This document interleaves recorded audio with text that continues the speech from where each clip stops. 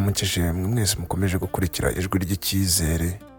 Kote y'uyu munsi mbazaniye iragira iti: ibigeragezo ntibizanwa no kukugusha, ahubwo nukugirango bikwereke imbaraga ufite.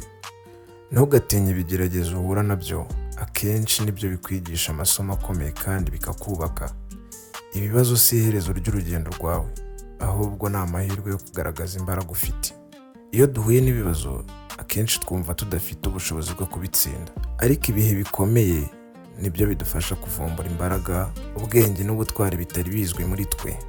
Imbaraga nyazo zigaragarira mu bihe bikomeye. Niba wumva zino kote zigufashije,